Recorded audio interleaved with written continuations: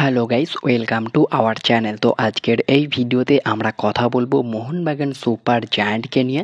তো Mohun Bagan super giant কিন্তু transfer মার্কেটে দিতে চলেছে বিরাট বড় চমক। কী সেই চমক সেটা নিয়ে কথা বলবো। গতকালকের আইএসএলে কেরালা কিন্তু একটা রেকর্ড গড়লো, পাশাপাশি একটা বড় ঝামেলায় জড়ালো কেরালার প্লেয়ারই। সেটা নিয়ে তো কথা বলবোই। কেরালা কিন্তু সই করিয়ে নিল আনোয়ারকে, খুবই ইন্টারেস্টিং একটা সাইনিং। পাশাপাশি মোহামেডান এসসির কোচ আবারও ফিরে এসেছে এবং মোহামেডান এসসির অন্যতম সেরা বিদেশি ডিফেন্ডার জোসেফ আদজেই তিনি কিন্তু অনুশীলনে ফিরলেন।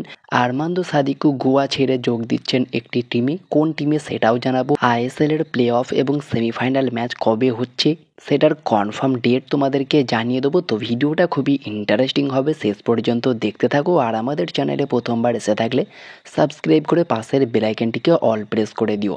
তো চলো শুরু করা যাক। প্রথমেই আমরা কথা বলে নেব আইএসএলের প্লে অফের ম্যাচ নিয়ে। তো আইএসএলের প্রথম ম্যাচ কিন্তু নকআউটের যে ম্যাচটা 3 নম্বর, 4 নম্বর, 5 এবং 6 এই 4টে টিমের একটা ম্যাচ হয়। তোমরা জানো প্লে অফের ম্যাচ 3-এর সঙ্গে 6 এবং 4-এর সঙ্গে 5। এই ম্যাচটা হবে 29শে মার্চ মাসের 29 তারিখে হবে প্রথম ম্যাচটা এবং 30 তারিখে হবে সেকেন্ড ম্যাচটা।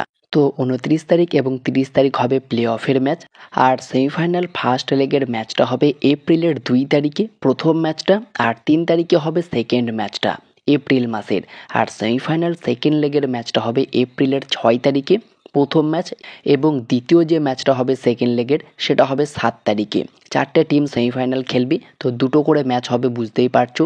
তো ফার্স্ট লেগের ম্যাচটা প্রথম ম্যাচ 2 তারিখে হবে এবং তারপরে যে দুটো টিম সেমিফাইনাল খেলবে তাদের ম্যাচ 3 তারিখে। সেম সেটাই হবে 6 তারিখ এবং 7 তারিখ। তো এই ছিল সেমিফাইনাল এবং নকআউট ম্যাচের পুরো কনফার্ম ডেট তোমাদেরকে জানিয়ে দিলাম। এরপরে আমরা চলে আসবো কেরালা ব্লাস্টার্স এফসির আপডেট নিয়ে। তো কেরালা ব্লাস্টার্স এফসি গতকালকে একটা বড় রেকর্ড করলো আইএসএলের ইতিহাসে। তারা কিন্তু চেন্নাইন এফসির হোম গ্রাউন্ডে চেন্নাইন এফসিকে কখনোই হারাতে পারেনি, আর সেই রেকর্ডটা করলো কিন্তু গতকালকে। 3-1 গোলে হারালো চেন্নাইন এফসিকে, যেখানে কেরালার হয়ে গোল করলো জেসুস জিমেনেজ, করু সিং এবং কোয়ামে পেপড়া। 3টে গোল কিন্তু করলো এবং চেন্নাইন এফসির হয়ে একমাত্র গোলটি করলেন একদম শেষ মোমেন্টে ভিনসি ব্যারেটো। 3-1 গোলেই ম্যাচটা শেষ হয়। তবে ম্যাচের মধ্যে অনেক ঝামেলা আমরা দেখতে পেলাম, যেখানে একটা সময়ে আমরা দেখলাম প্রায় 93 মিনিটের মাথায় নোয়া সাদোয়ে একটা খুব ভালো বল পেয়েছিল, যেটা কিন্তু পাস করলেই গোল পেতে পারতো ঈশান পান্ডিতা। তবে সেখানে নোয়া সাদোই পাস না করে নিজেই শট নেয়, আর এটা দেখেই কিছুটা বিরক্ত হয়, কিছুটা রেগে যায় আদ্রিয়ান লুনা এবং তেড়ে আসে নোয়ার দিকে। কিছুটা ঝামেলায় জড়ায় দুজনেই, হাতাহাতি শুরু হয়ে যাচ্ছিল প্রায় বলতে পারো। তো ঠিক এই কারণেই নোয়ার সঙ্গে লুনার ঝামেলাটা হয়। নোয়া কিছুটা সেলফিশলি শটটা করে দেয় যেখান থেকে গোল পেতে পারতো, আর আদ্রিয়ান লুনা চাইছিল দলের ভালো, যাতে দলটা আরও ভালো রকম এগিয়ে যায়, বেশ কিছুটা প্লাস পয়েন্ট নিতে পারে। সেক্ষেত্রে লুনা চাইছিল গোলটা ঈশান পান্ডিতাকে দিয়ে করাক, আর নোয়া সাদাওয়াই সেটা না করে নিজেই শট নেয়, যেটা দেখে খুবই রেগে গিয়েছিল আদ্রিয়ান লুনা এবং তাদের মধ্যে ঝামেলা শুরু হয় এই একটা কারণেই। তো আশা করব তাদের ঝামেলা যেন ঠিক হয়ে যায় এবং ড্রেসিং রুমের কন্ট্রোলটা ভালো রাখে। এই মুহূর্তে কেরালা খুব ভালো পারফর্ম করছে তাদের কোচ চলে যাওয়ার পরে তাদের নতুন কোচের আন্ডারে। তো আশা করব খুব দ্রুত সব কিছু ঠিকঠাক হয়ে যাবে। এরপরে যদি আমরা কথা বলি কেরালা ব্লাস্টার্স এফসির আপডেট নিয়ে, তো কেরালা ব্লাস্টার্স এফসি তারা কিন্তু দুজন গোলকিপারকে সই করাতে চলেছে। একটা অবশ্যই ওড়িশা এফসি এবং ইস্ট বেঙ্গলের প্রাক্তন গোলকিপার, যিনি একসময় এফসি পুনে সিটি, হায়দ্রাবাদ এফসির হয়ে খেলেছেন, তিনি হচ্ছেন কমলজিৎ সিং। আর শোনা যাচ্ছে তার ডিলটা ডান করে নিয়েছে কেরালা ব্লাস্টার্স এফসি। পাশাপাশি মোহনবাগানের আনোয়ার মানে আর্টস আনোয়ার শেখ, তারও ডিলটা প্রায় ডান করে নিয়েছে। আর্টস আনোয়ার শেখ টার্মস এগ্রি করে নিয়েছে, তিনি কিন্তু কেরালাতেই যেতে চলেছেন, এটা কনফার্ম হয়ে গিয়েছে।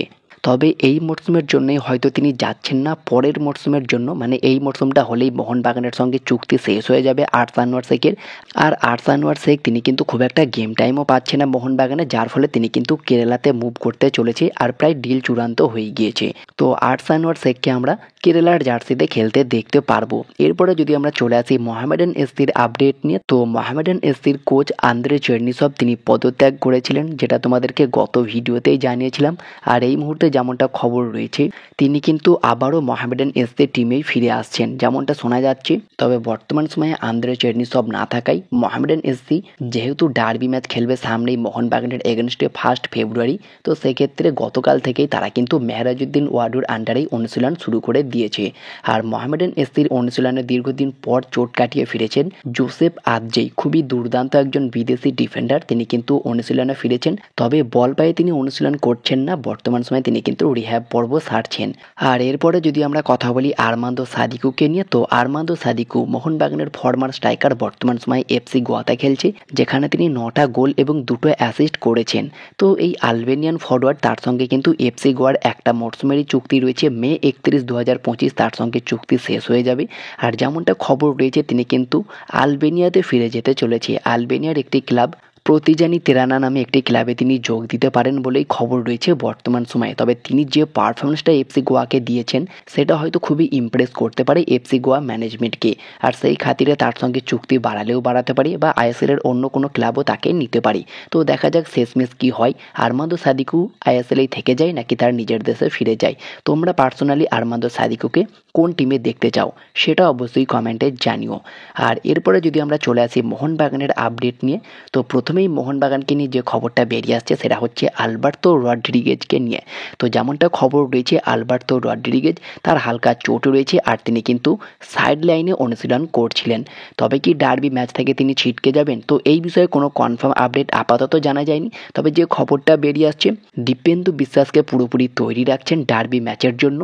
দেখা যাক আলবার্তোকে রেস্ট দিয়ে দীপেন্দুকে টম আলড্রেডের সঙ্গে শুরু করতে দেখা যায় কিনা, এটাও কিন্তু হতে পারে এবং খুব চাপ পড়লে তখন আলবার্তোকে অ্যাজ এ সাবস্টিটিউট হিসাবে আনতে পারে। তো দেখা যাক শেষমেশ কী হয়। তবে এই আপডেটটা রয়েছে আলবার্তো কিন্তু অনুশীলন সাইড লাইনে করছেন। এরপরে যদি আমরা চলে আসি মোহনবাগানের ভীষণ দুটো গুরুত্বপূর্ণ ট্রান্সফার আপডেট নিয়ে, প্রথমেই যে ট্রান্সফার আপডেটটা বেরিয়ে আসছে সেটা হচ্ছে প্রামবীর সিংকে নিয়ে। পাঞ্জাব এফসির এই তরুণ ডিফেন্ডারকে নিতে খুবই ইন্টারেস্টেড মোহনবাগান সুপার জায়ান্ট। আর প্রামবীর সিং যিনি একজন 17 বছর বয়সী ইন্ডিয়ান সেন্টার ব্যাক, পাঞ্জাব এফসির হয়ে বর্তমান সময়ে খেলছে আর তার সঙ্গে পাঞ্জাব এফসির চুক্তিও রয়েছে। তবে মোহনবাগান কিন্তু প্রামবীর সিংকে খুবই ভালো একটা অফার করেছে, সাথে হিউজ ট্রান্সফার ফিও দিতে চলেছে, যার ফলে শোনা যাচ্ছে হয়তো খুবই চান্স রয়েছে এই প্রামবীর সিং মোহনবাগানে যোগ দেওয়ার। তো দেখা যাক, আজকেই ট্রান্সফার মার্কেটের শেষ দিন, মানে উইন্টার ট্রান্সফার উইন্ডো ক্লোজ হতে চলেছে আজকেই জানুয়ারির 31 তারিখে। তো দেখা যাক তাকে এই উইন্টার ট্রান্সফার উইন্ডোতেই সই করিয়ে নেয় নাকি পরের মরশুমের জন্য তাকে সই করায় সামার ট্রান্সফার উইন্ডোতে, এটার দিকে আমাদের অবশ্যই নজর থাকবে। পাশাপাশি পিভি বিষ্ণু ইস্ট বেঙ্গলের হয়ে দুরন্ত খেলছেন বর্তমান সময়ে, তার দিকেও মোহনবাগানের নজর রয়েছে।